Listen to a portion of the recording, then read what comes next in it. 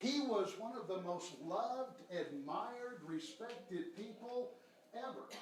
And so he'd been here for 40 years total. And so people talk about how tough that was to see him go.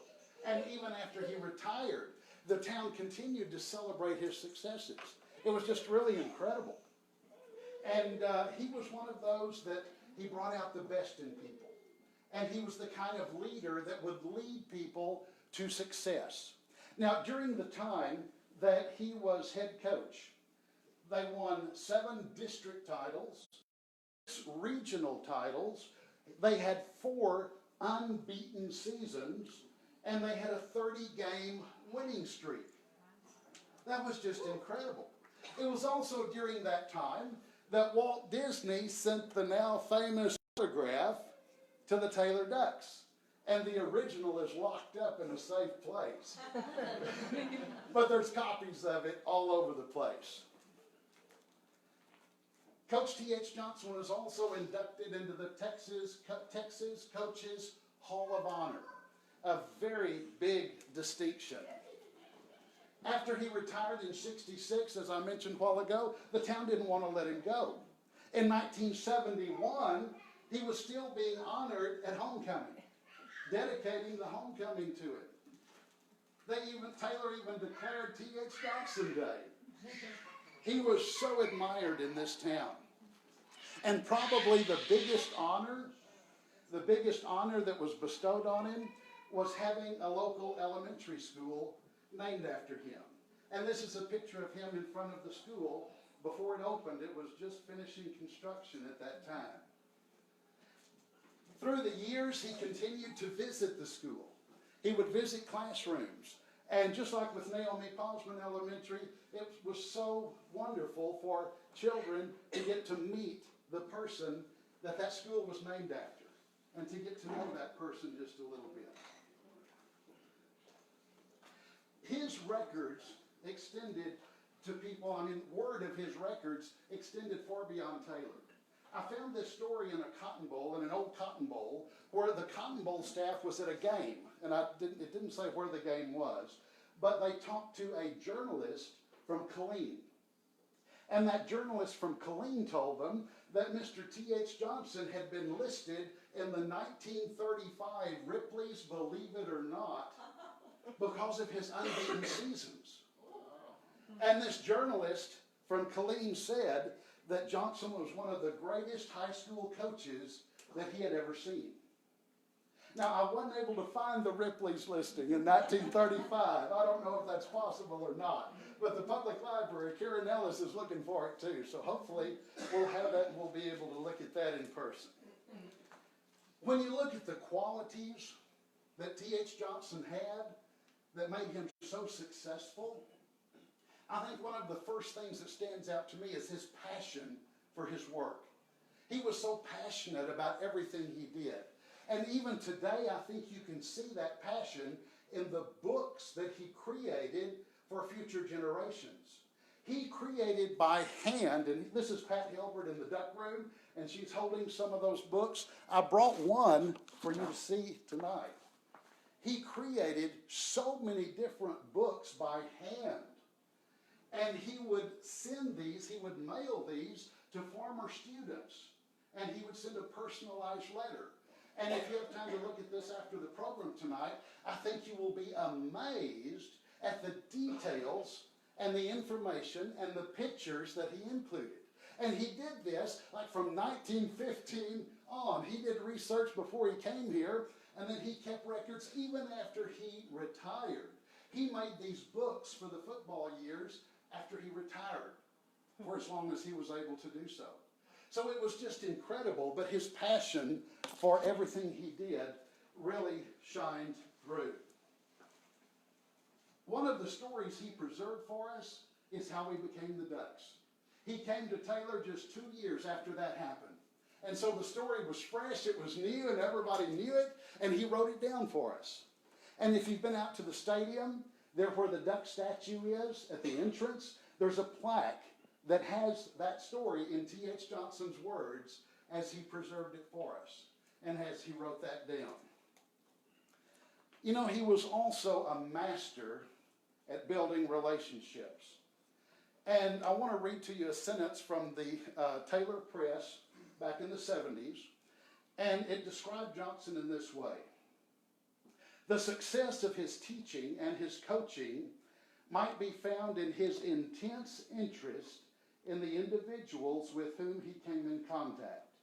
He knew every student, he knew each student's strengths and each student's weaknesses, and was always available for consultation and for gentle guidance, which never seemed to be dictated. Now, I think that sums a lot up right there.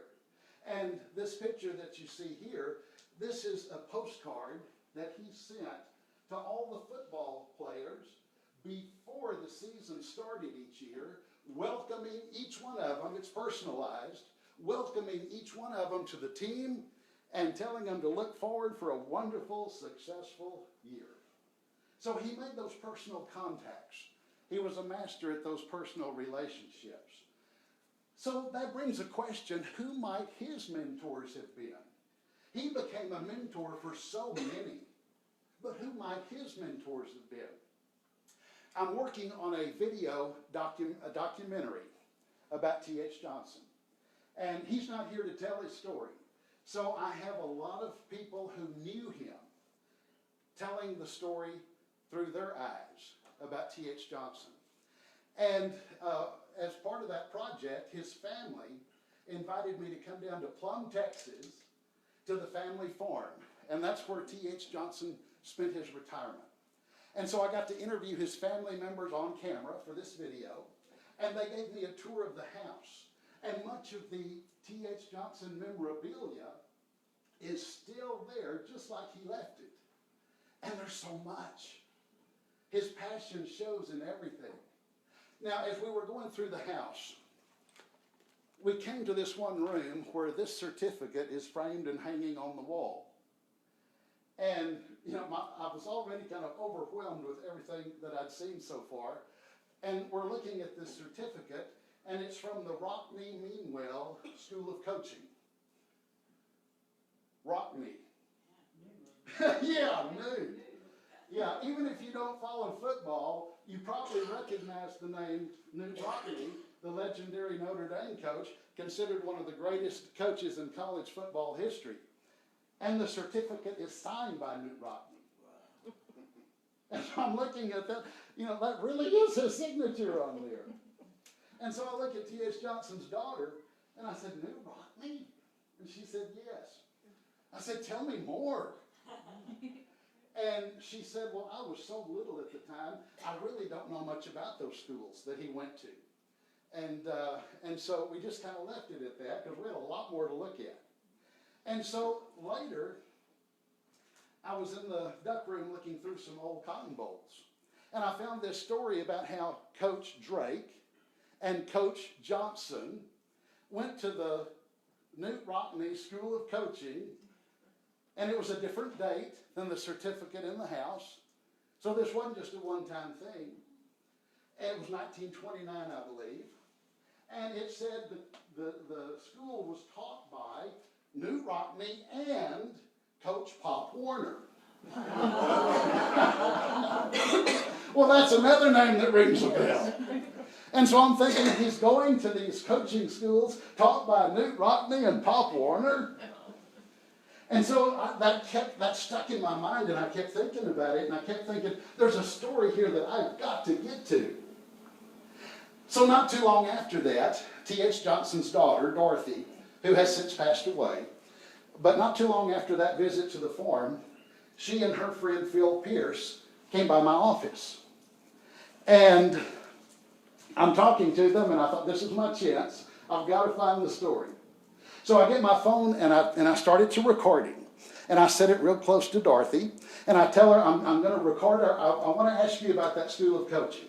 And I'm going to record our conversation so we can just talk, and I don't have to write notes, and I want to see what I can find out.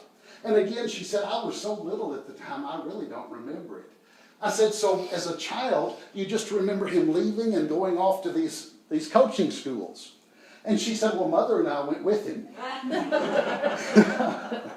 So, all right, we're getting somewhere. I said, so tell me from a small child's perspective, what do you remember about these trips going to these coaching schools, even if you don't remember anything about the coaching school itself?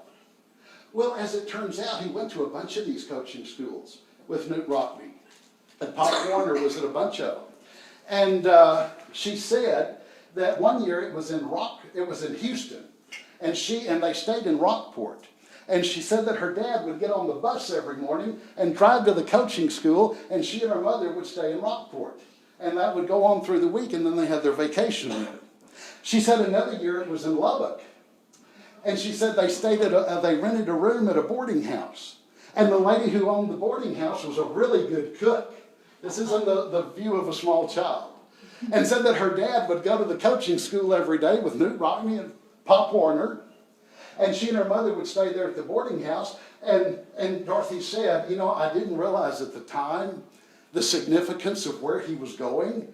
I was just enjoying the biscuits. But I got enough information to write a story. And it was in the Taylor Press. And if you want to read more about that whole story, you can look that up online. So T.H. Johnson, and that's what the article looks like. So T.H. Johnson had a great amount of success, and he also chose some pretty good mentors in learning how to coach. So anyway, that's how that story came to be. Now, I'm wrapping it up. Just want to mention something else that I discovered while doing this video about T.H. Johnson. It was just an accident I stumbled on the Newt Rockne story. Another story I stumbled on just a couple of months ago. I'm looking through the footage. I'm editing the footage. I'm looking at the video I took of one of his football players. And so the football player's talking about how he got on the team and started and everything. And I'm realizing this was Taylor's first mascot. The student who dresses as the mascot and is the live mascot. I'm watching this and realizing this was Taylor's first mascot. And he became the mascot in 1936. It's a fascinating story, but all I'm going to tell you for now is I thought, wouldn't it be great if the mascot from 1936 could come and meet the mascots of 2020? 84 years apart. And it happened last Sunday. Last Sunday, the mascot from 1936 met me at the high school. It was a cheer practice. And so I was able to introduce the 2020 mascots to Taylor's very first mascot. And this is a fascinating story about how he came to be the first mascot. And I'm hoping to send this into the press within the next week. And so that story will be in the press very soon. So if you want to know more about that story, it will be out soon. But I thought that was just amazing that we had this opportunity. Just amazing. One last story I want to let you know about in case you want to look it up. T.H. Johnson still has family members here in Taylor. And he has 2 great-great-grandchildren in the school. And a couple of years ago, when one of the grandchildren went to T.H. Johnson Elementary School, I went and did a story on her. And so that story came out in the newspaper. And so if you want to know more about that part of T.H. Johnson, feel free to look it up on the Taylor Press website and read that whole story too. And that's a little bit about T.H. Johnson. Thank y'all very much.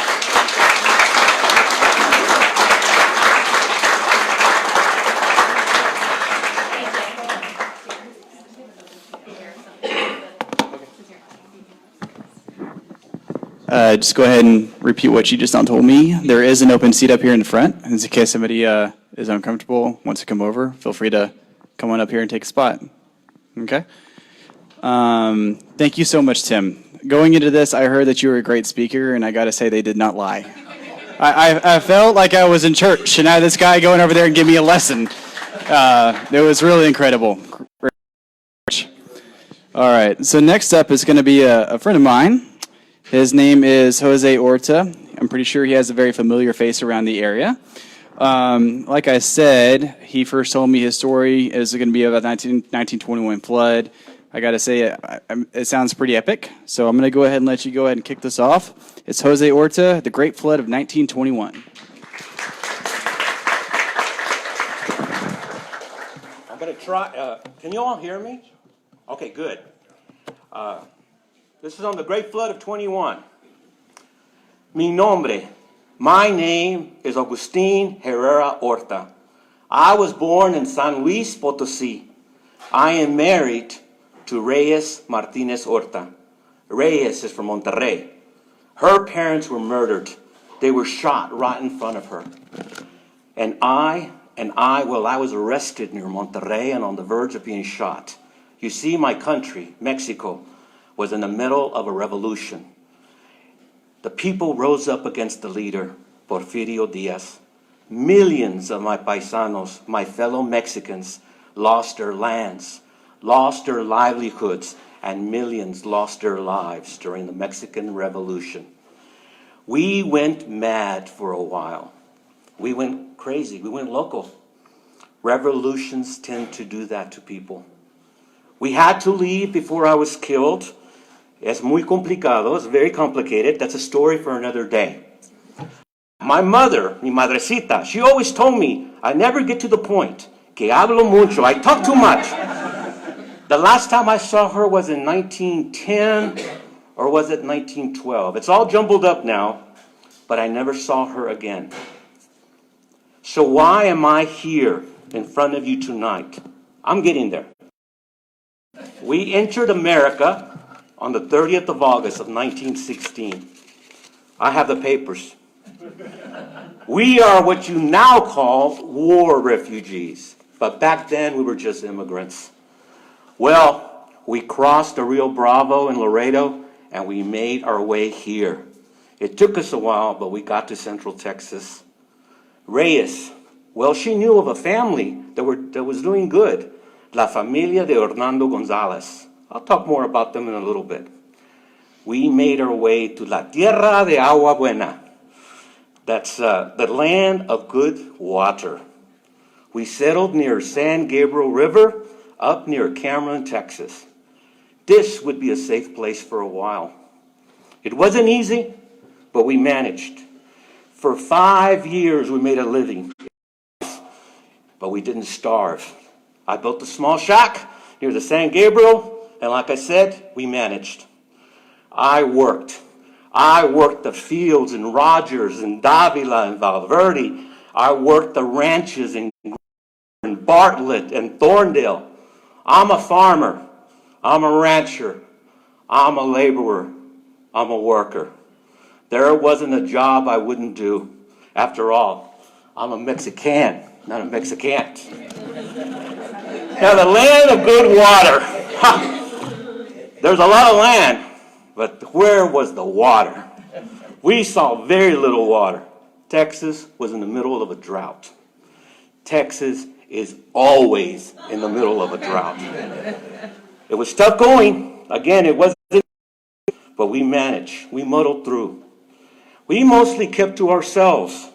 Mexicanos con mexicanos, güeros con güeros, negros con negros. Mexicans with Mexicans, whites with whites, and blacks with blacks. And since we mostly kept to ourselves, we didn't know much about the rest of the community. You see, you saw us as strangers, as immigrants. We saw you as dangerous. We worked for you, not with you. You gave us just enough to survive, and so we couldn't complain. We would occasionally share some words, but they were few and far between. Now, my fellow Mexicanos, that was different. We knew each other. We helped each other. We trusted each other. And we became a small but trusted community. We even helped with building a Catholic church for Mexicanos in Taylor, Our Lady of Guadalupe Church. During our stay, our exodus from Mexico, we got our letters, our noticias, our newspapers, and we knew that things were finally settling down in Mexico. The revolution was finally over. Álvaro Obregón was now president. It was time to go back home. Peace had finally arrived, and I was ready to go. Our goal was to leave on September 9th, 1921. So come September 9th, 1921, we were all set. My small wagon was loaded, and we were ready to go home. We didn't have much, but what we had, we were taking with us. Now that's the reason why I'm standing here today. We never made it back. I remember the day it started to rain, September 9th, 1921. It was the day we were supposed to start our journey. It was meant to be a lucky omen, some good news. Finally, we got rain. It was the first bit of rain since July 8th, 2 months earlier. So I remember that rain, that sweet smell of rain. At first, it started slowly, and I could see that the sky had a strange hue. It was a greenish glow. I can't explain it, but it looked different. Like I said, it started as a slow rain. It was a steady rain, and then it picked up, and it became a mean rain. It rained, and it rained, and it rained, and it rained. The rain never stopped. It was a relentless driving rain. It rained for 3 straight days. I cannot begin to explain or describe the enormity of the disaster. We didn't know it at the time, but rain was pounding Texas from San Antonio and Houston in the south to Temple and Waco in the north. No area in central Texas received less than 23 inches of rain. Thrall got 40 inches of rain in 36 hours. All the lakes around here, the ones you know, the ones you call the Highland Lakes, well, they weren't here. Granger Lake, Murphy Park Lake, Belton Lake, they didn't exist. There were no lakes, maybe a few ponds, but no lakes to hold back that water. Nothing to hold back the onslaught that Mother Nature unleashed on us. As the rains fell, they just followed the land. They followed the land into the creeks, into the gullies. They followed the water followed into the lowlands and onto the riverbeds. The San Gabriel River, the Brushy Creek, Mustang Creek, the Brazos, the Colorado, all the other streams, brooks, creeks, and tributaries, well, they quickly filled. They overflowed, and the water began to move. It moved, and it grew, and it continued to move and grow.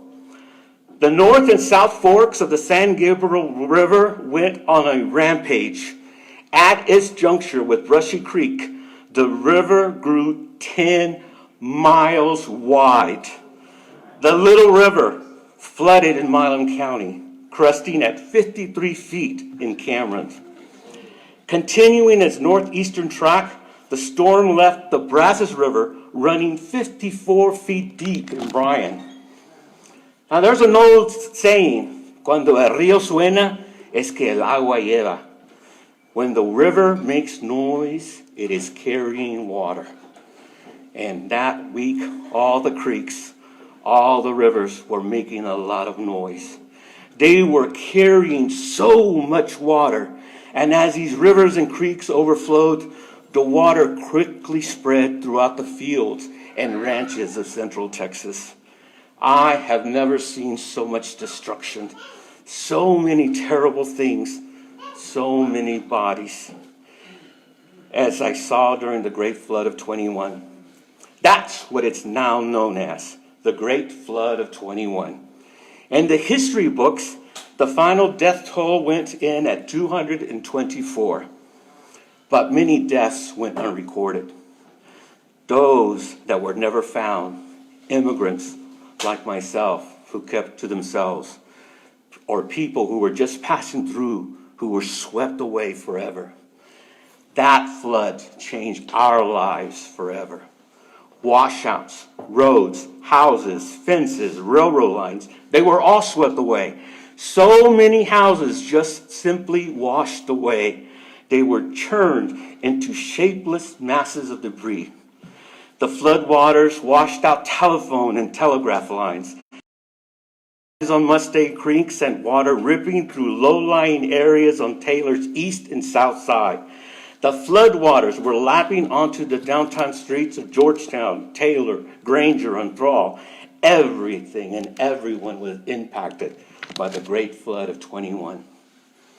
It was only through the word of mouth that we got information. There was no TV, no radio, no telephone, no telegraph. It was all through word of mouth. People who managed to find high ground or climb trees spent all their strength hanging on for dear life, and as the waters churned all around them.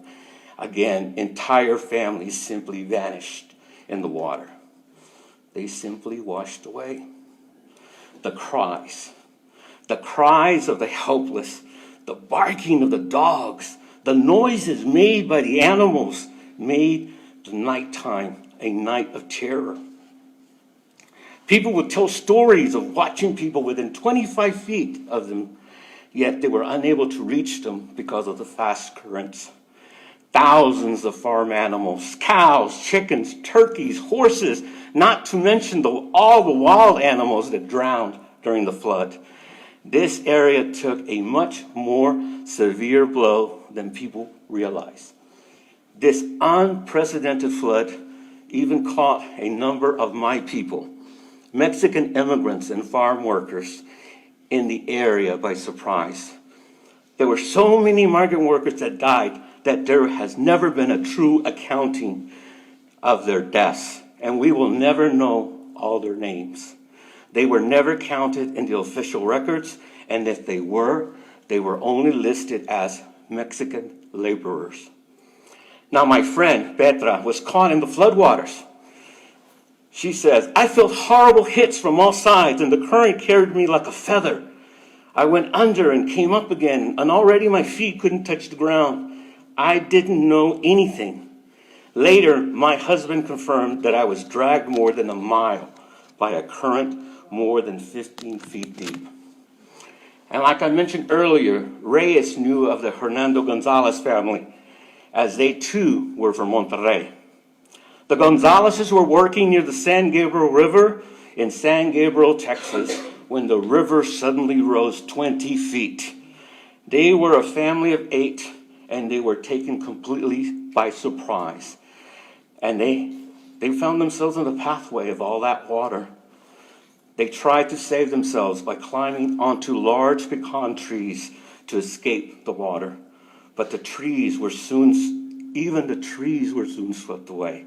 So much water was pooling at the trees that they just floated away, roots and all. And they all drowned. The Gonzalezes who drowned that day were Amalia, Arcadio, Aurelia, Donaciano, Efren, Hilario, Inocencia, and Jovita Gonzalez. Their bodies were recovered a few days later, and all were placed in a shallow grave with a single small metal cross. When relatives in Monterrey learned of their death, they came to San Gabriel. They had a concrete crypt in the shape of a coffin constructed and placed over their burial site. The tomb can be seen today in San Gabriel, Texas. Like I said earlier, the Great Flood of 21 caused 224 fatalities. 87 people that drowned were in or near Taylor. They said another 93 died in Williamson County during the flood. They were more than just numbers. They were someone's son, daughter, father, or mother. And may they all rest in peace. In the weeks and months that followed, word spread of the devastation all around Taylor.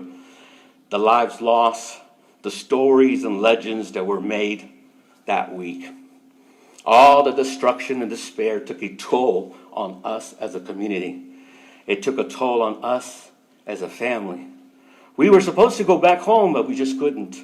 Those 72 hours of rain, those 6 years of exile in a foreign land, and the devastation afterward made it clear we were not going home anytime soon.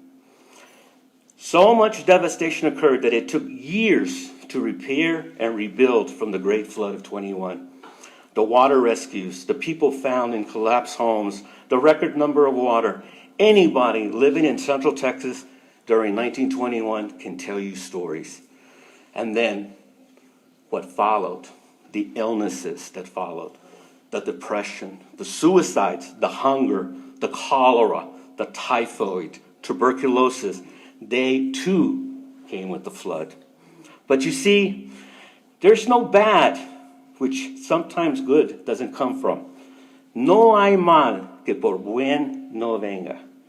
The Great Flood of 21 brought us together as a community.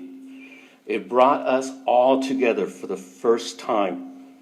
No hay mal que por bien no venga. Sometimes bad things bring on good things. For the first time, we started working together. Whites, blacks, Mexicans, we worked together to rebuild the roads, to replace the fences, to fix the railroad lines, and to repair the damaged houses, to rebuild our community, and to bury our dead. Again, we never made it back to Mexico because of the Great Flood of 21, and I am buried somewhere in Rogers, Texas. My wife, Reyes, is buried in Cameron, Texas, and I now have children, grandchildren, and great-grandchildren buried here under the soil of Central Texas. I know that Central Texas, that Taylor, was a good place to leave my family. The land of good water it is not, but it is the land of good people. It is the land of good people. Thank you.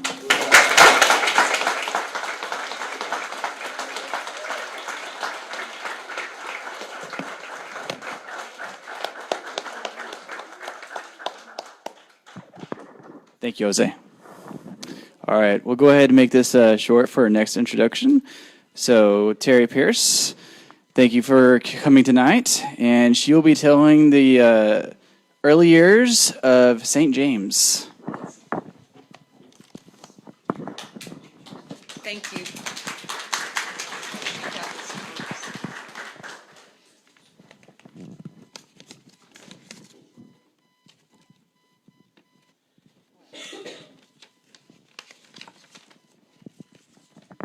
Okay. Can you hear me? Is this okay? This is working. So, the Protestant Episcopal Church of Taylor, which is St. James Episcopal Church, if you go about 2 blocks west to Davis and turn left about 2 blocks, on the corner of 7th and Davis is St. James Episcopal Church. It was built in 1893. It is a church that has been continuously used for worship since 1893. Excuse me. So, how did that church come to be here? The Episcopal Church was a late arrival in around 1885. They had their first meeting. They met in the Opera House. Sometimes they met at the Baptist Church. They met in the home of the Dixons, who lived at the corner of 7th and Main. It took until 1893 for them to add a church. At that time, the Methodist Church, the Baptist Church, the Presbyterian Church were already under construction, as was St. Mary. So late arrivals near the Gin, sort of a little bit off the main drag at that point in time, organized by the Dokes, by the Dixons, by the Booths, a whole set of families that have been in Taylor for all of these years. So I didn't come here until 2012, and I didn't move here until last year.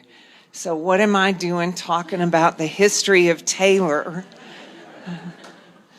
But I'm the vicar at St. James, and being the vicar at St. James, I spend my days with the history, with the people who are there now and the people who've been there for the past 100 and some odd years, and reading the history and listening to the family stories. So that's what I'm going to talk a little bit about tonight, is some of the family stories of the Church of St. James. So when the church first started, they had their first meetings. They were meeting in the Opera House. They finally sort of got going, and it was Dr. Doak who gave the first lot that the church was built on at that corner. And we're told by his son that he gave his wife $1,000, and she gave that $1,000, and that was the primary money that went to actually build that church. So the church itself cost a total of $3,000, and that included the lot. Now, that was with the stained glass windows that are still there. If you drive by at night, you can see the windows lit. It's a wood interior, an oak altar. All of the interior woodwork is still existent, still being used. So they built a church. It's always a small church. It was never going to be a mega church. It was the little church on the corner with the steeple, with the bell, rings every Sunday, still rings every Sunday. So a few stories about the church. Retaining a priest has always been hard. And for the first years of the church, they'd have a priest who they would share with Smithville and Rockdale and Cameron and sometimes Georgetown, sometimes as far as Waco. But in 1933, they ordained a priest there. His name was Marmion, and William Marmion. He was just out of seminary, so he was not expecting much. And he lived in the little house that was next to the church. One day, the bishop came to visit, and there was no food in the house. They were paying him $70 a month to serve as the pastor of the church. And the bishop said, if you don't figure out how to raise his salary to $100 a month, I'm going to take him away from you and send him to a town that can afford to have a priest. And that's been pretty much the story. The women figured it out, and the women sold cookies, they made socks, they sold cakes. They also did the janitorial work so that they could come up with the money to pay for the priest, to keep the priest at the church. The other thing that was a big help, now the Taylor Floral used to be across the street from the church, but a Mrs. Thompson lived in that house before the floral company was there. And she made sure, she was an older woman, she made sure that the priest ate. So she took it upon herself to bring him a meal. After some time, that parish hall was getting old, and it was a parish hall on the lower floor, and the rectory or the vicarage where the vicar lived on the upper floor. And it was getting old, and around, I guess, in the 50s, they finally put air conditioning in it. They put air conditioning in the church too, though I'm told that it's hard to tell that we have air conditioning in the church. We have the Blackland Quilting League now, and they have made us quilts for the church, so we at least are warm during the winter. But the air condition, but there is air conditioning. There was air conditioning put in the 1950s, and it was also put in the rectory. And in the 1950s, there was a lot of remodeling done in the church as well, and in the rectory. And again, it was the church who did all kinds of sales. They collected the box tops. They did all kinds of things to buy furniture for the parish hall so that they would have a fancy parish hall.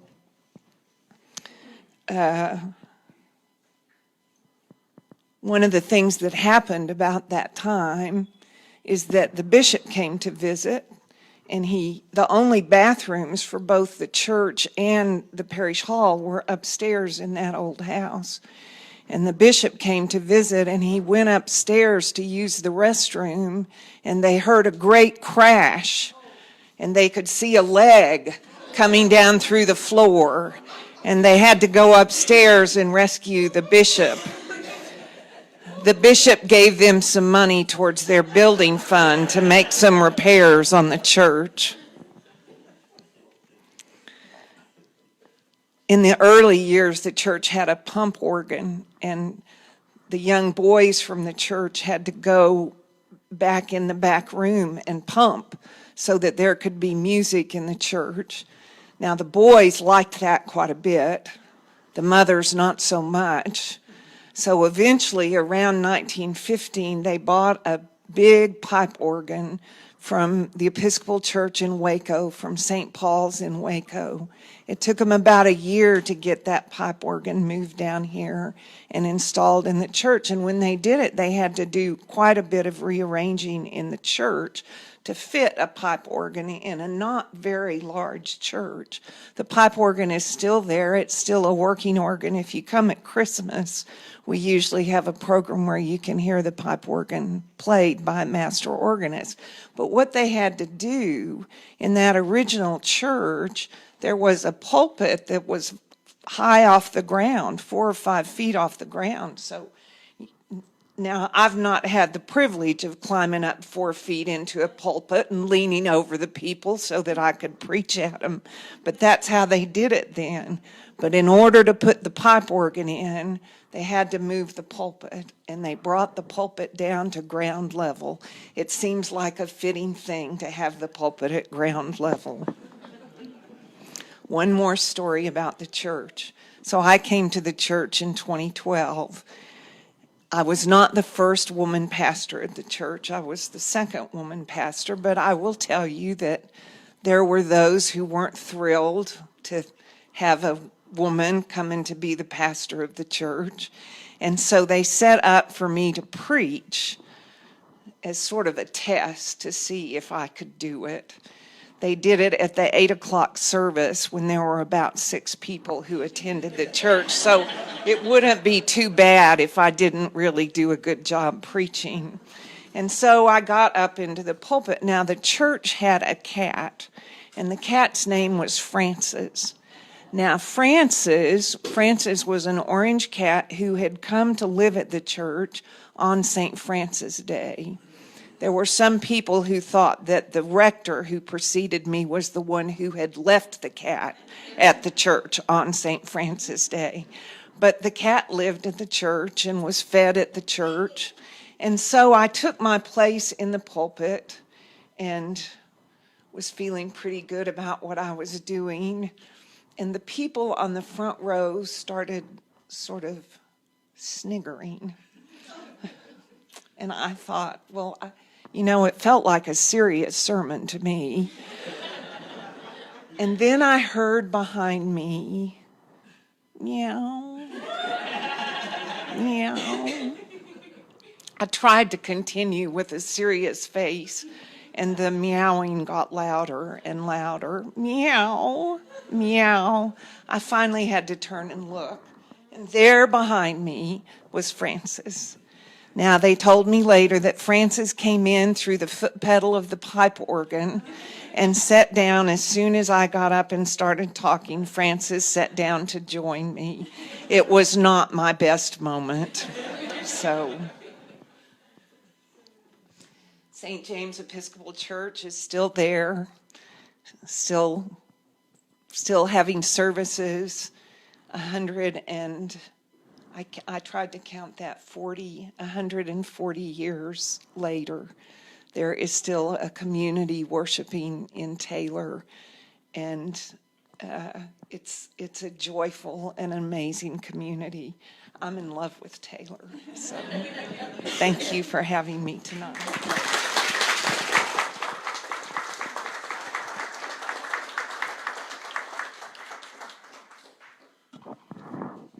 Thank you, Terry. Again. Hey. All right. So our newly elected president of the Friends of Moody and my personal good friend has asked me to come over here and introduce her, just like she asked me to come be a part of the Moody Museum. So Jesse has a few words. So come on up, Jesse. Thank you, Jay. And I'd like everybody to give a hand to our MC for tonight. He's done this for the third time now. Always nails it. So I want to start off. There you go. I want to start off by thanking all of our storytellers. You guys are amazing. All of your stories are captivating, and you're making history because we're going to archive this. So people all throughout the future will get to know these stories. Storytelling is personal to me because I think it brings people together when you get to see life from somebody else's point of view, and that's what you guys are here doing tonight, so it's very special. I want to thank the Friends of the Moody Museum Board and the advisory board members who have helped us put on all of these events that we've rolled out in the last couple of years. And Susan Komendowski in particular, she comes to our meetings every month and is a wealth of history and knowledge and knows everybody in town. So thank you so much for that. And let's see. I want to thank Ben Sands. He's over here recording this evening and running audio. He's a... Thank you, Ben. He's also Ben the locksmith. I'm sure you've seen him around town. So he stepped up. My husband normally does this, and we ended up both having events this evening. So thank you, Ben, for stepping in and doing that for us. Also, well, saw our Councilman Mitch Drummond back there a minute ago. I think Drummond's left. Oh, okay. Well, all right. Okay. So, but thank you, Mitch, for coming. And then I want to really thank our audience for you guys being here. If you weren't here, there would be no reason to be doing this. And by coming out to these events, you're helping us spread the history of Taylor. And, our mission is to preserve the legacy of course, Dan Moody, but also just all the other fascinating stories here. So thank you for being a part of that. And before I sit back down, I just want to tell you all that February is the kickoff of our membership drive. So our Valentine's Gala is February 13th, and it's come and go from 4 to 8 in the evening. And we have 4 spectacular piano players coming out to play on the Moody's family piano that evening. If you are interested in coming to that event, tickets are available through all of the board members, the Chamber of Commerce, and City Hall. And here tonight, we have some on hand. We'll also be sending out membership mailers pretty soon. And so if you would like to join as a member and contribute towards our events and our exhibits this year, that's the way to do it. And you can also order gala tickets through mailer. And in 2020, we are going to start fundraising for a statue and a walkway for the statue of Dan Moody, and a walkway that's going to talk a little bit about the history of this home and family. So stay tuned for more information about that. And thank you all so much. And pass it back to Jay.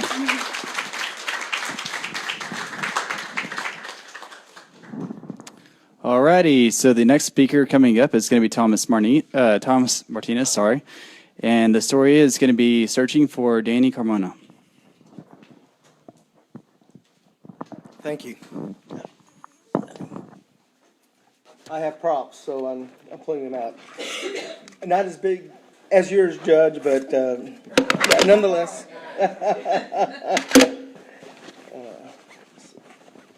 Get these out right quick, and I will be good to go.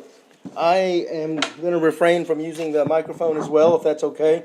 Hopefully everyone can hear me. I tend to walk around a little bit and work the crowd, so I'll be visiting with Richard here in a little bit. My wife did remind me to keep it short, so I've given Stephen here the job of raising his fingers to 3 when I have 3 minutes left, and I know that gives me 15 more minutes to talk.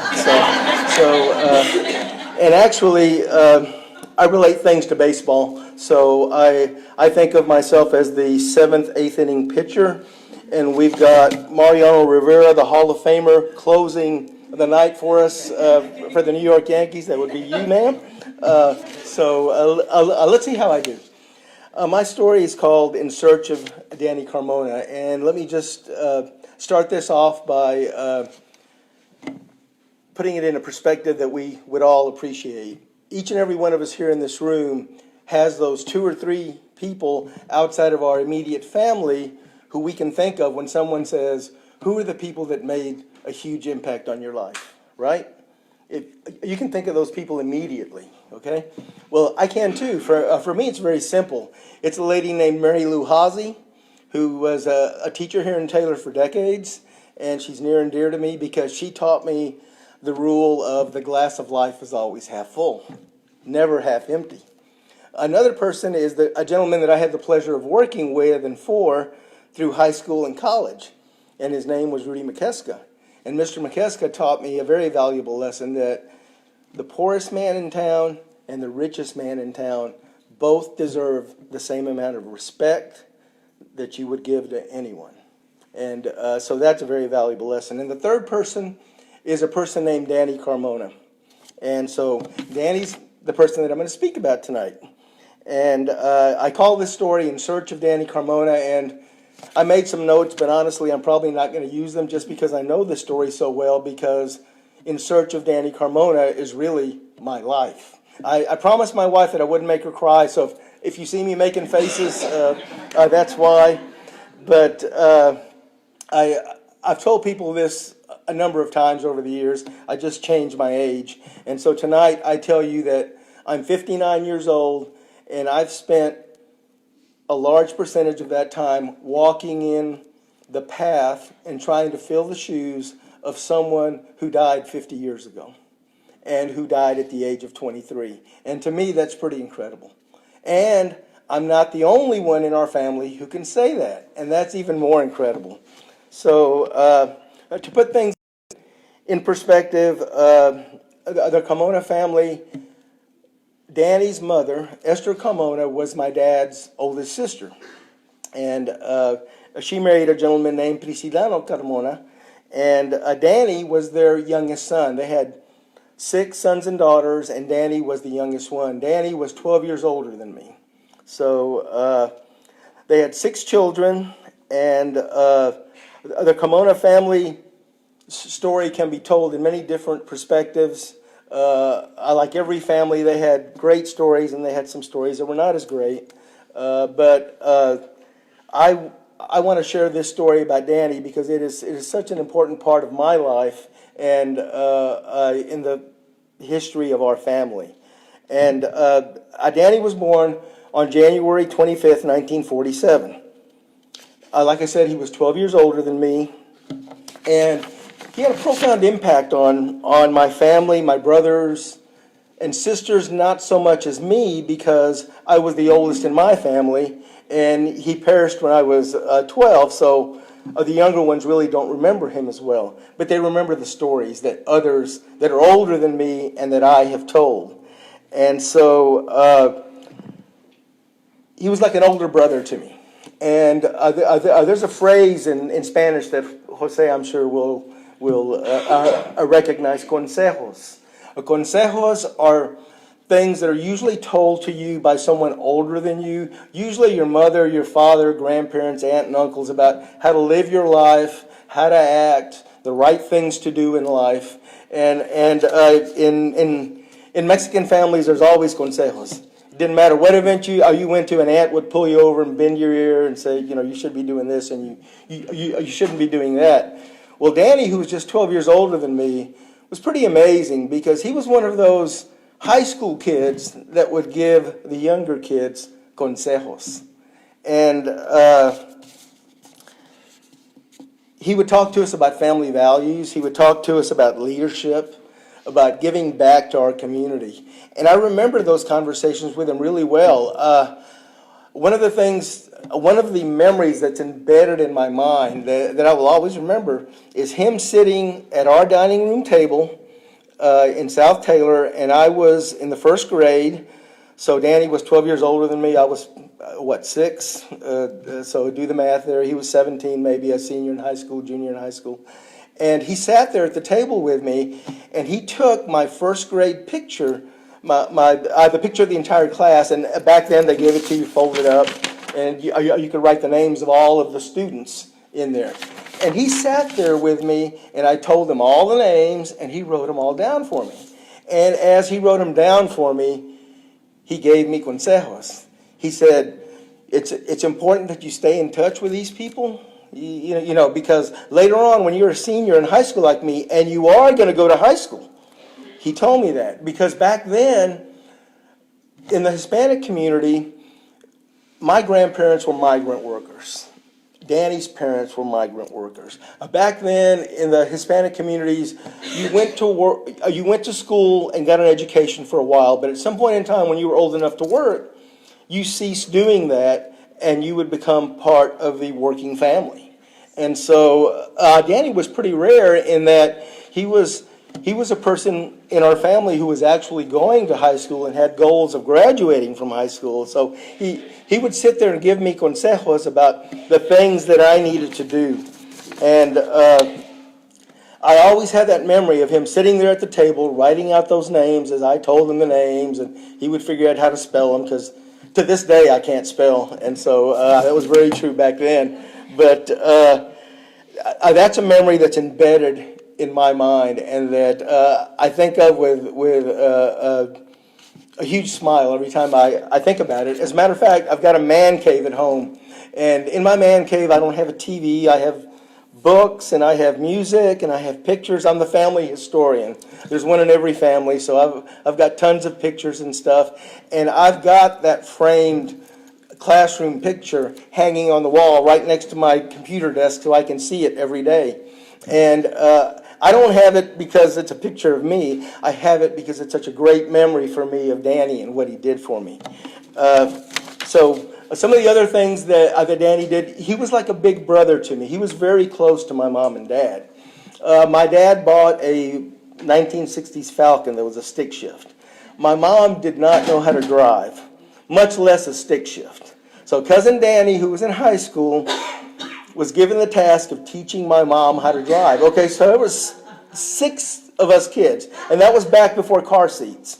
So here's Mom and Danny in a Falcon, Mom learning how to drive, and 6 kids in the back seat, and Danny holding the youngest one, so it was, my mom would talk about that and laugh, and trying to figure out how Danny would survive, how he survived, stuff like that. But my dad would always speak of that Danny, when he was a senior in high school or a junior in high school, was when the bond election came up to build what used to be the new high school is now the old high school, but not the old high school. Does everybody get that? All right? Anyway, it was out in the middle of nowhere. The city decided to build the new high school, and Danny was the one who told my dad, Uncle Tom, you really need to go out and vote for this. You and Aunt Sandra really need to vote for this. And Dad would always talk about that he wasn't too keen into voting until Danny urged him to do that in that election. And after that, Mom and Dad would always go vote every year. And I thought that was kind of neat. My mom and dad, my family is very blessed because we have cousins and family friends that are so close to us. And the reason we have that is because my dad loved to party and my mom was a great cook. So a lot of times during the holidays, we would always have family events at our house, and cousins and aunts and uncles would end up coming to our house. And at Thanksgiving and Christmas, we'd have events at our house, and Danny would be there. He was the oldest cousin that lived in town that could relate to the younger kids, okay? So he was in high school, he would be the quarterback, and then all us little kids would run around thinking we were playing football, right? But those are just great memories that I have about Danny. And this is a picture of Danny Carmona. It's part of my collection. Feel free to pass it around. But Danny was educated in Taylor. He went to Taylor High School. He graduated from Taylor High School. He had set his goal in his mind on being an educator. He wanted to be a teacher. And some say he talked about also coaching.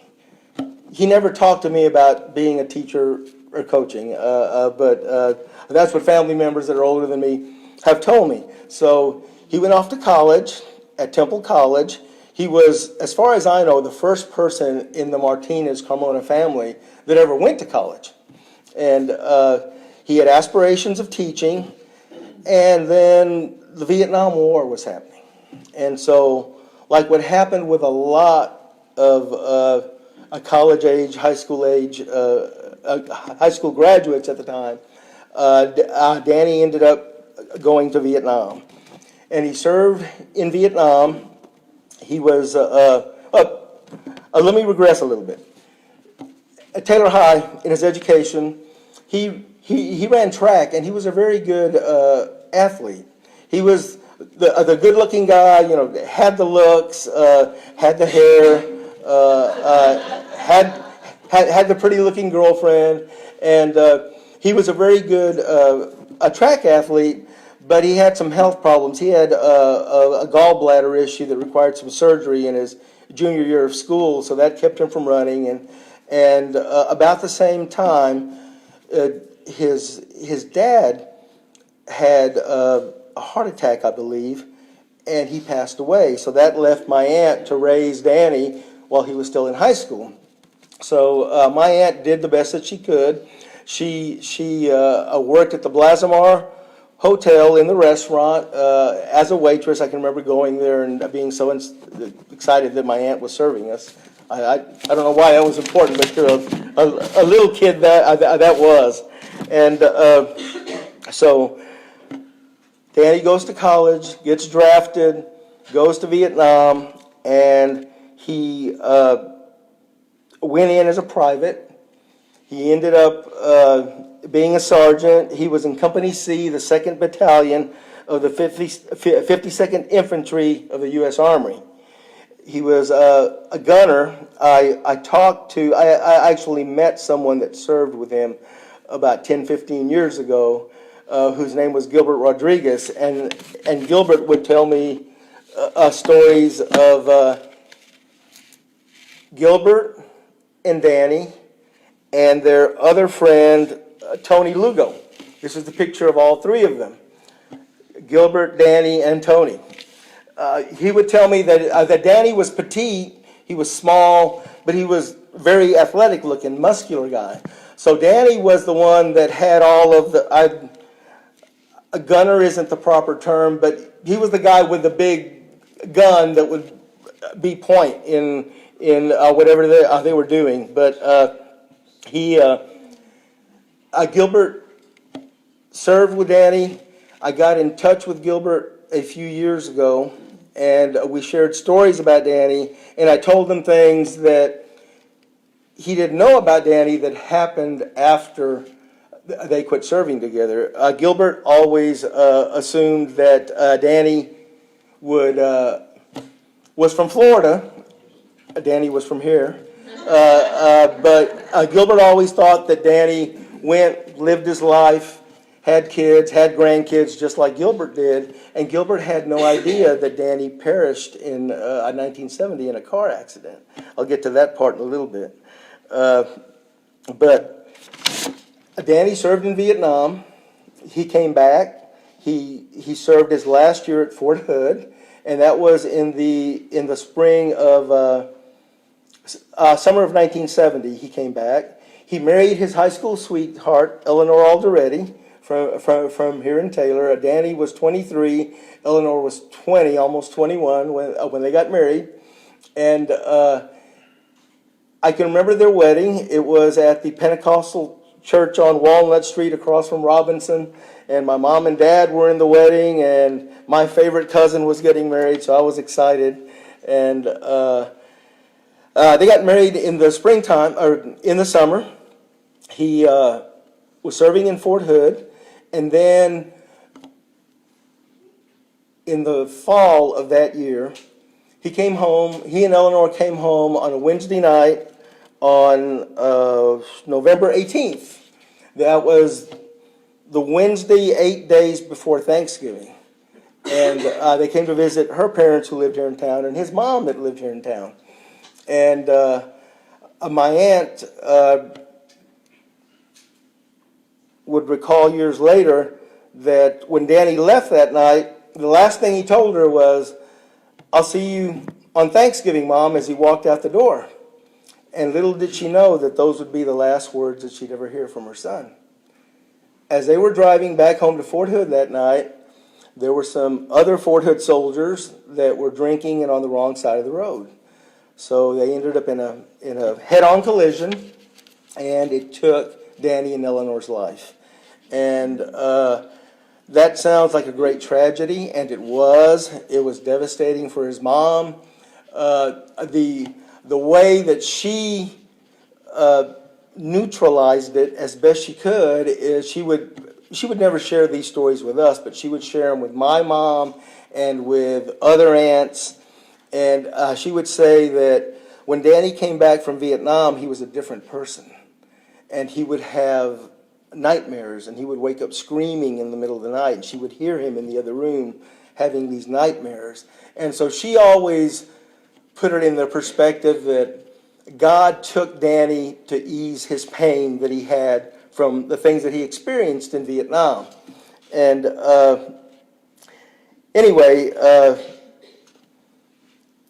she would always say after that, and again, she didn't share this with us, but she shared it with other family members, that after that Thanksgiving was never the same for her, because every Thanksgiving she would think and sit there and think about the fact that Danny told her that he was going to be walking through the door at Thanksgiving, and he never would. And so Danny was a very special person, and to me, I've tried to be involved in my community. I've tried to serve my community as best I can, and it really is because of Danny Carmona. It's because of the things that he instilled in me. And when I was younger, I thought it was only me, but I bet it wasn't. I have so many cousins that have shared stories with me about Danny and how he inspired them. I have a cousin that just retired from a Lubbock ISD after 40 years of teaching and coaching in Lubbock. And he said one of the reasons that he got into that career path is because his older brother would tell him stories about Cousin Danny. I have a cousin who's a really good guitarist. He's a bass player in a local band here. He's my second. His mom was Danny's sister, and he told me a few years ago, and I never really knew this until then. He said, my family calls me Tommy. My aunts would call me Tomasito, which is a totally different level of a discussion. But he said, Tommy, do you know the reason I play the guitar? And I said, no, I sure don't, Joe. And he said, well, I play the guitar because I can remember Uncle Danny had a guitar in his room, and so I always thought it would be neat for me to take up the guitar. There's a number of people in our family that are named Danny, and I got the pleasure of meeting a second cousin who I don't see very often at an aunt's funeral. And his dad, who's older than me, who was about Danny's age, introduced him to me, and he said, this is my son Danny. And I shook the young man's hand, and I said, I want you to know that you're named after someone very special in our family. And his dad started crying.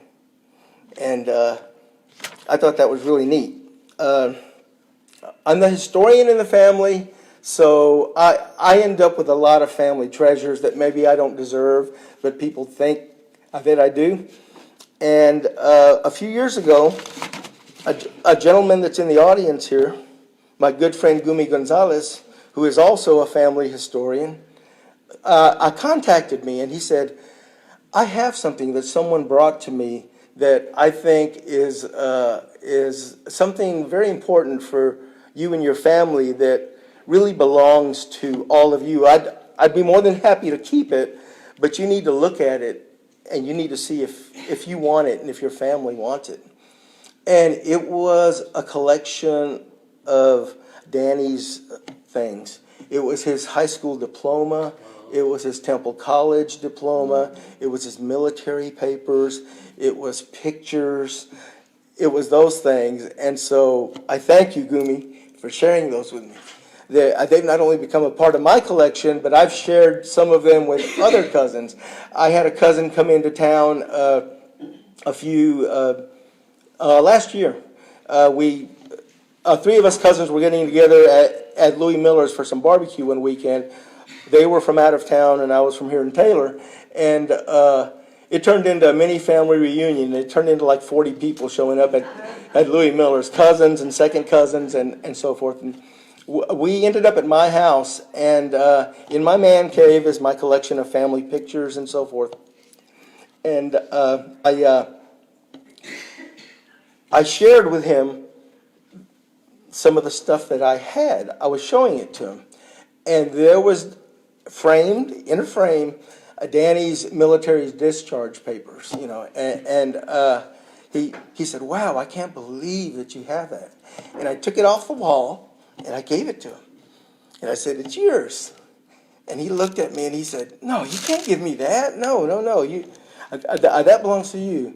And I said, "Benny, I want you to have it." And he started crying because he served in Vietnam, not side by side with Danny, but they were cousins that served together. So I've been able to share that with members of the Carmona family and with members of the Martinez family that Danny knew, Danny loved, and Danny inspired. A couple of other things that have happened that I thought were very neat is Danny's sister, Esther, who was named after her mother, moved to Baytown, and she became very involved in her community there and with her church, helping the homeless and the destitute people, and got a lot of recognition for doing those types of things. But she ended up with cancer, and I went to go see her, and she was terminally ill, and she was not in very good health and didn't have very long to live. And her daughter pulled me over into another room, my second cousin, and she said, "Tommy, I have something here that Mom wants you to have." And she pulled out a little box of Kodak slides, and she said, "Uncle Danny brought these from Vietnam." And they're slides. To my knowledge, Mom said she never opened them, never looked at them, don't know what's on those slides. But she wants you to have them, and she wants you to do with them whatever you want to do with them, if you want to print them off or whatever. So I brought them back to Taylor, feeling very blessed that I had that in my collection. And I took them to Walgreens, and there was 24 slides. I got them all printed out. I took them home. I looked at them. Okay, these are pictures that were taken in Vietnam. There was not a single war picture among them. Okay? This is the first picture I saw.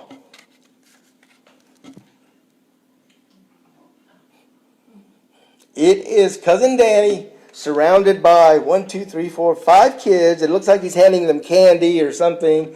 And he's on his knee, and he's surrounded by kids. This picture could have been taken at my house on a Thanksgiving while we played football. Okay?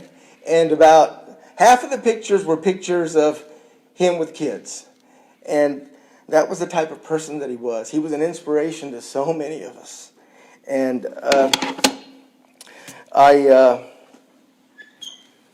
one of my second cousins, Danny's nieces, is here, Monica Carmona, in the back. And she's a few years younger than me. So she may not remember Danny as well as I do, but she's definitely heard.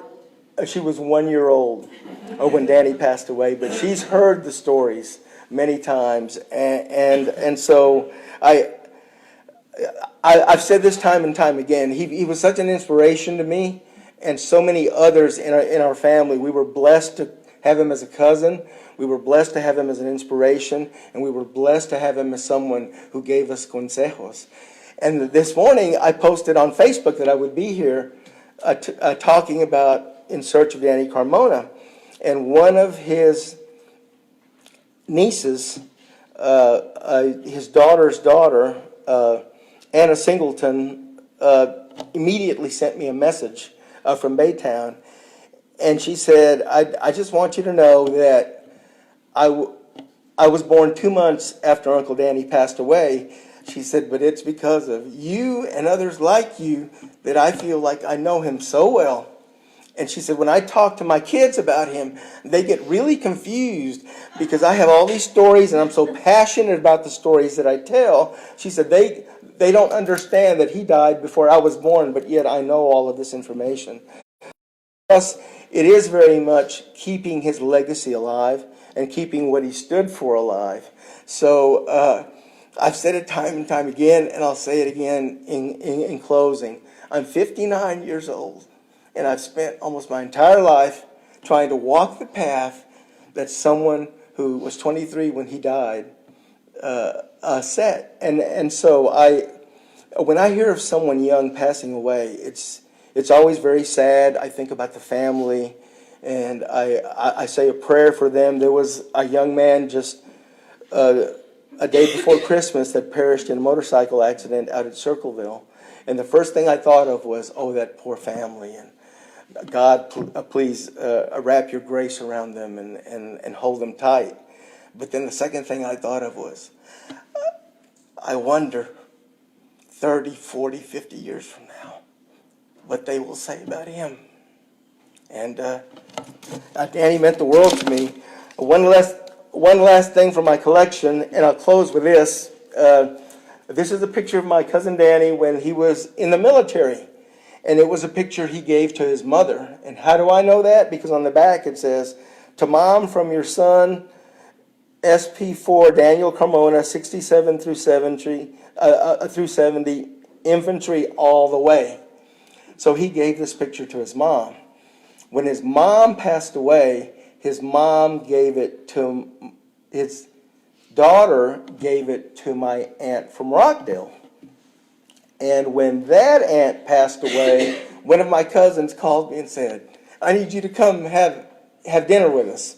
And I went over and she said, I've got something for you. I want you to have it.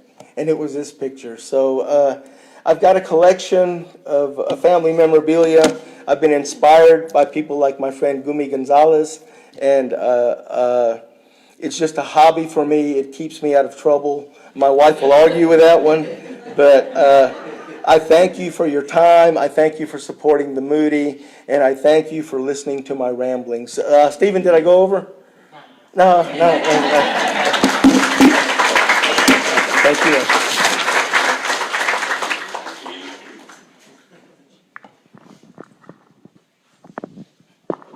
Thank you, Thomas. And I'm going to go ahead and I tried really hard to listen to pretty much everything you said. I think I didn't hear you say this, but whenever I saw your title of your story, I went ahead and Googled Danny Carmona just because that's what I do. I Google things. And I saw that he got the Bronze Star in Vietnam for valor. Yes, he did. Yeah. It's quite a person. Our closer tonight is going to be Judy Hobbs. And the story from her is going to be A.O. Pete Shear, dedicated public servant, and my dad. Thank you, sir. Would anyone like to take a moment and stand up? Y'all all right? I guess I'm just old. I'm getting stiff. I want to thank y'all for allowing me to be here. I appreciate the opportunity. And I haven't been before a group of adults in over a year, so I don't mind telling you I'm a little nervous and a little uneasy about being up here. But I want to thank y'all for helping me. It's just wonderful that y'all all wore your Disney underwear. I am Judy Shear Hobbs. My dad was Chief A.O. Pete Shear, and he was a dedicated public servant. Plus my dad. He was born January the 13th, 1908 in Walberg, Texas, big city up. He was the only boy that survived birth. He had 5 older sisters. And he originally planned on being a Lutheran minister. That was what he thought his calling was. Except he then met my mother, Demetra Yogola Lee Shear, born and raised here in Taylor. And she was a devout Baptist, and she wasn't changing, so there went the Lutheran ministry. So as they were married, moved here to Taylor, and My brother was born May 31st, get my years right, he'll be mad at me, in 1931. They were married in 30. They were married on the 21st of May, and he was born on the 31st of May, and he tells everybody he was born 10 days later. He just leaves out the fact it was a year and 10 days. Makes a better story for him. I only have the one brother. He and his wife, Mattie Mae Briggs Shear, live in Elgin. They've been married 61 years. I have known over the years, Dad wrote everything out for me, but as most of you know, back in 2018, our house burned. I lost all the history he had recorded for us. I lost everything he had collected and all this. So a lot of it's memory. I hope it's accurate. There are also the stories we've been told. Dad held at least 3 jobs before he became police chief. He carried ice. Their ice house was on 2nd Street at Davis, I think it is where the old ice house was. Water came from Lake Drive. Ice house was on 2nd Street. And Daddy would carry these blocks of 50 pounds of ice up the stairs to houses or to the businesses. But he told my son-in-law, he said, there's something that Granny didn't know, his wife. He said, if it was a real pretty young lady up there, said, I'd carry 2 blocks to try to impress her. So he did do that. He did work for a gentleman called Mr. Jeans. I don't know the man's last name. He was a mechanic. And I'm sure some of y'all will remember it. Jeans Garage, Mr. Jeans Garage was northeast of the Blazamar Hotel. I think that's where the car remodeling shop is. He also drove an ambulance. Now, the ambulance back then didn't have medically trained people on it. It was just somebody to go pick you up and get you to the hospital. So Dad drove this ambulance that was housed at Condra Funeral Home. Can you imagine if you're out there and you think you're dying and that ambulance rolls up and it's from Condra? Probably wasn't a real reassuring thing, but that's one of the jobs he had. And he did it part-time, even after he became a police officer, because they didn't make very much money. And he had that all recorded. I don't remember the amounts, so I don't want to mislead you. I want to say it was something like $20 or $25 a month, but I'm not sure about that. Dad, I have pictures here, and they're a bit large, but this is Mr. Jim Dellinger. He was a city marshal, and putting it all together from the gun that I'm going to show you in a little bit, he probably was a marshal for a couple of years. I can't swear to that, but that's what I understand. Now, Mr. Jim, y'all know Pecan Manor on Hackberry? That was his home. And he was the marshal and then became the first police chief for Taylor, Texas, right after Taylor Incorporated. And that was in 1915. I do have the date somewhere. Now, he served for 40 years as our police chief. Unbelievable. And this is my daddy. This is A.O. Pete Shear. A.O. means Arnold Otto. That's why he was called Pete. And he took he became an officer, police officer, in 1945, amongst all these other jobs that he did.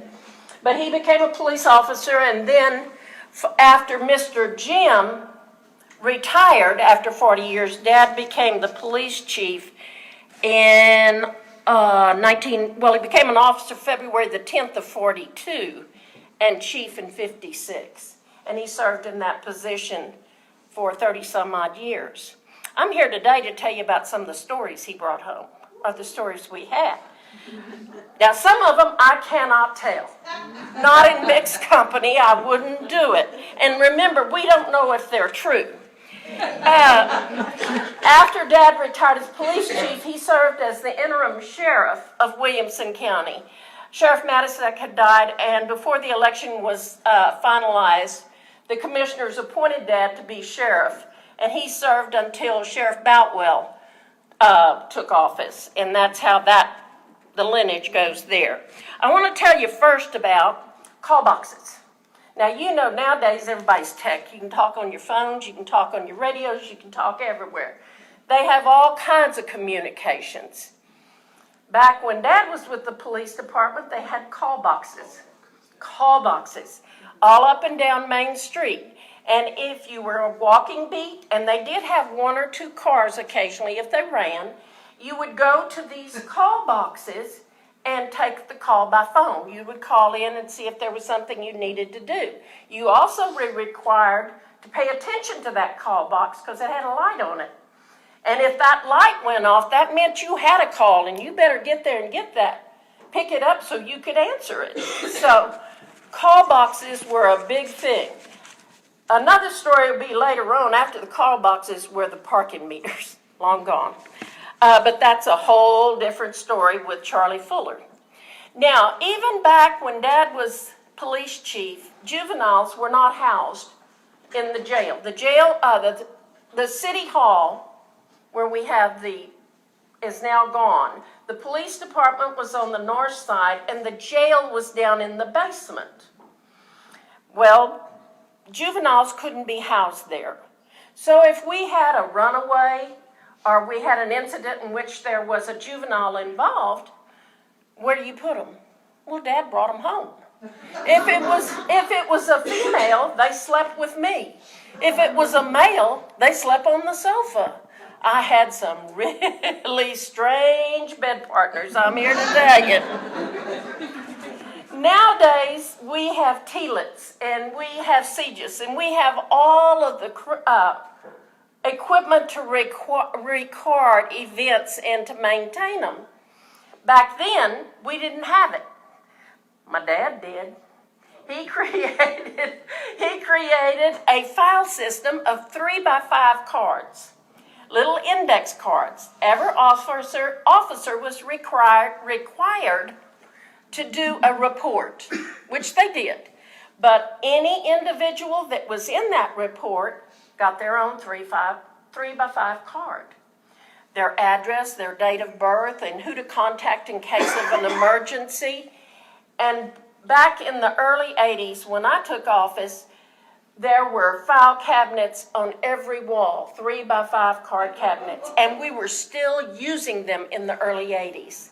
I can't tell you how many times we would have a death or something would happen and I'd need to notify next of kin. Go to Taylor Police Department, look it up in the file cabinet.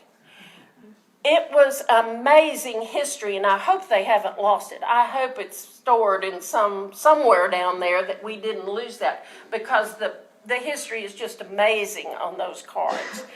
I always tell the juveniles, you know, when you're born, Mommy and Daddy keep a baby book on you.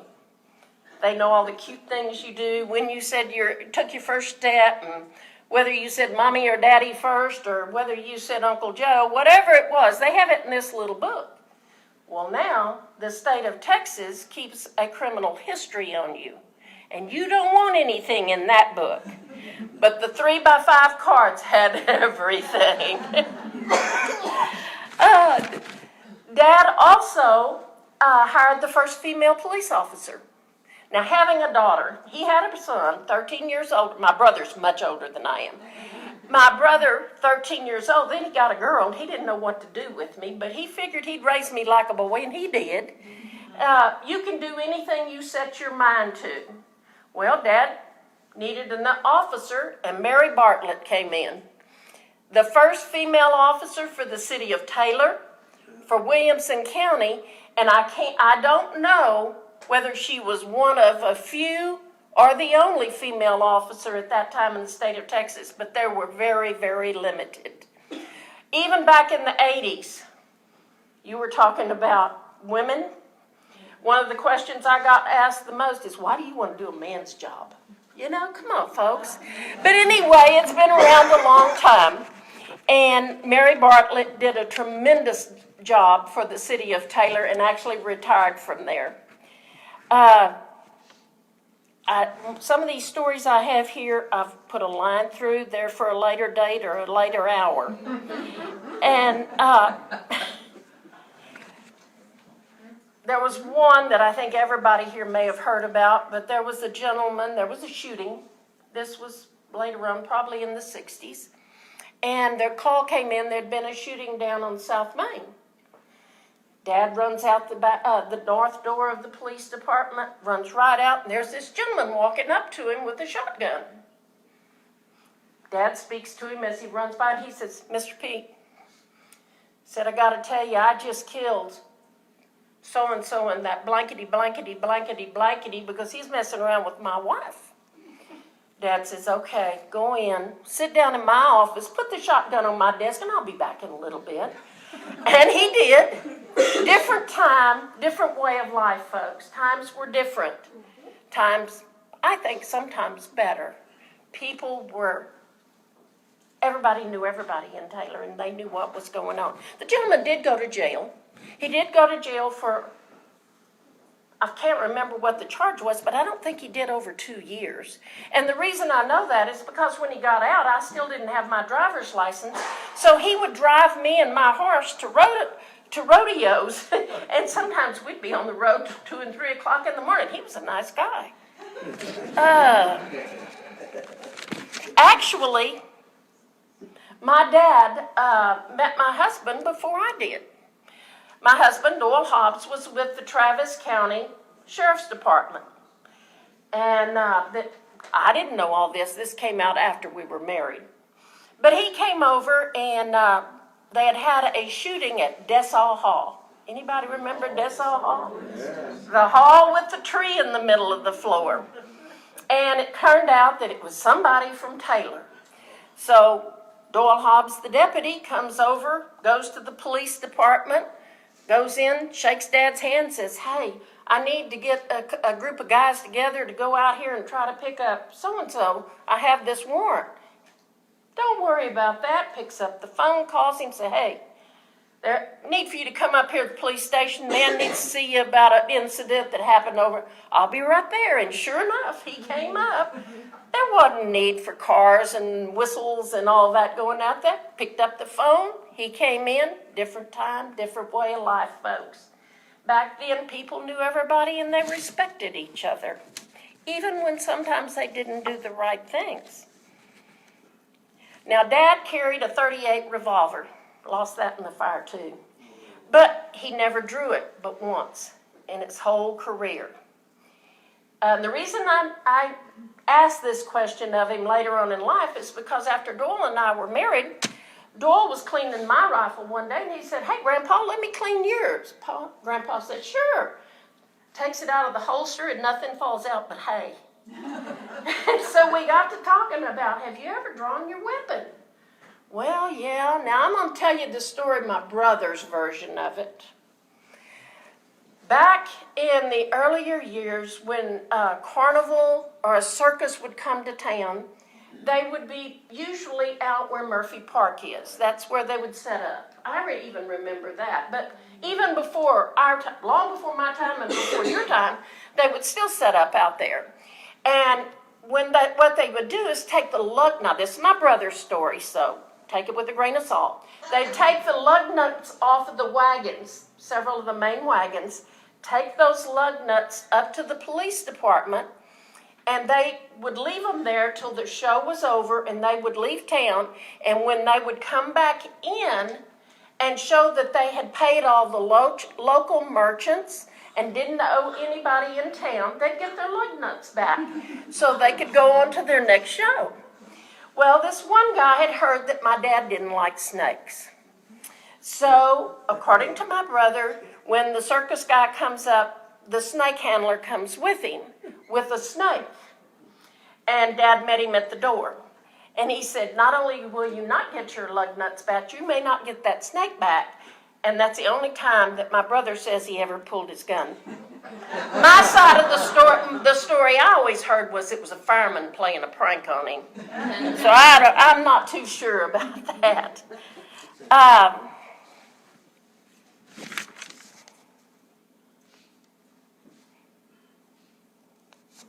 Dad was a member of the Masonic Lodge here in Taylor. He was past master, and I've got to get the title right. They would be mad at me if I didn't. He was District Deputy Grand Master. He was a member and very active with the Taylor Rodeo Association.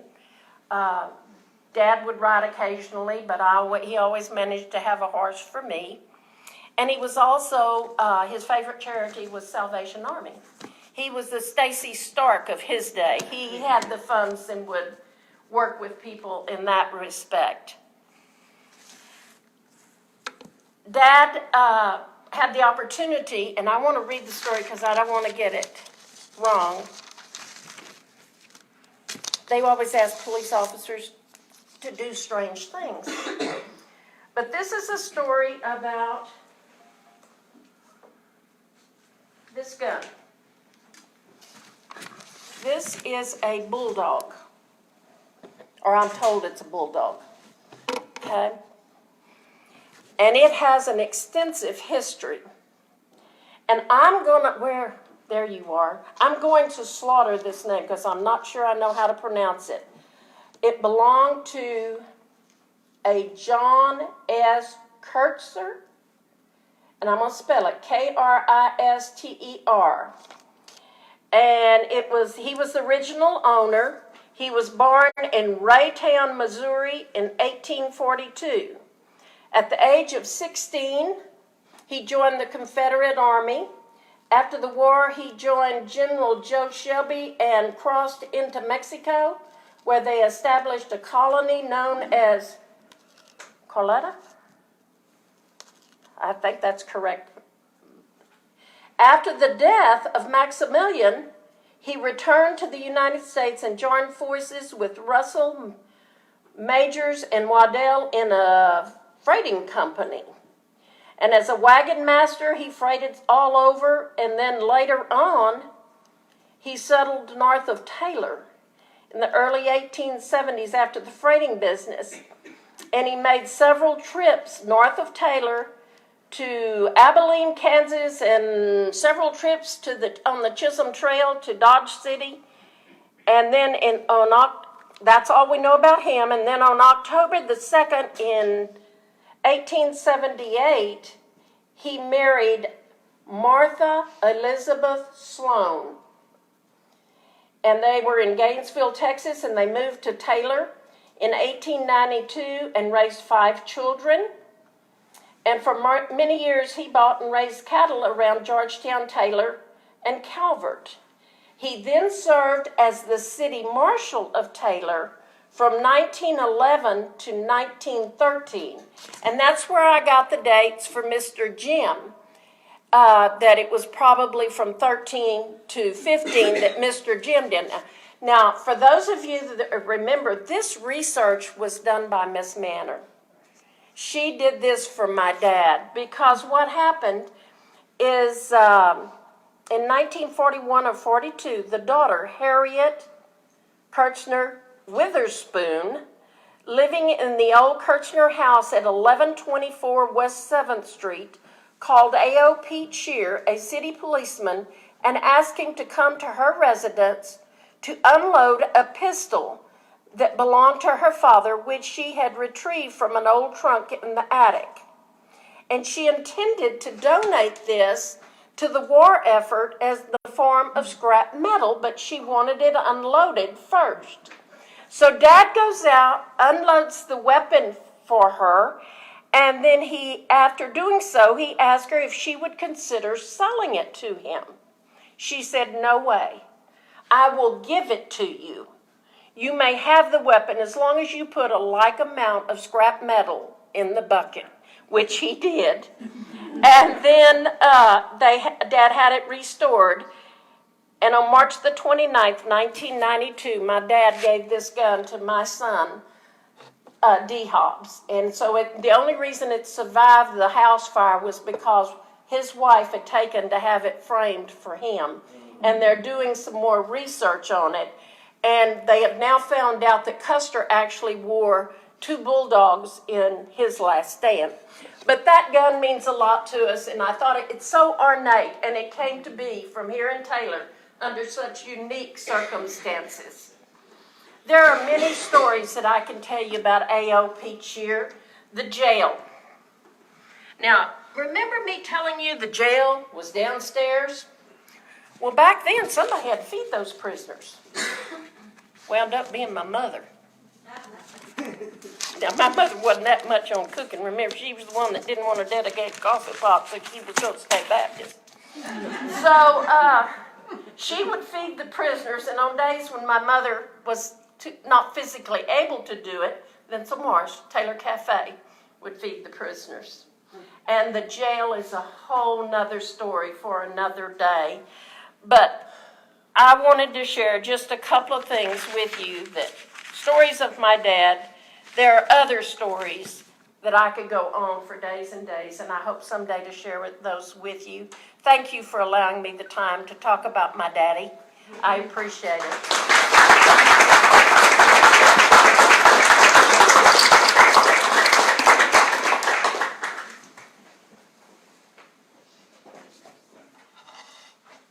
Thank you, Judy. Thank you. Again, crowd, thank you so much for coming out tonight. I hope that you learned a few more things about Taylor, either through family stories, through Danny, about the church, about her father, about H. Thompson. That's the one. And of course, Jose, thank you so much. Again, if you haven't followed, if this is your first time here, thank you so much for coming out. If you haven't had an opportunity to sign in yet, we have a sign in at the very front. If you are not on social media, if you don't have access to the Facebook page or something like that, feel free to put down your email address for upcoming events. We'd like to send out reminders about the next storytelling event. We have music on the lawn, so far we've had 2 bands come out and play. We've had Dale and Waylon come out one time, and we also had Harris Falls come out the second time.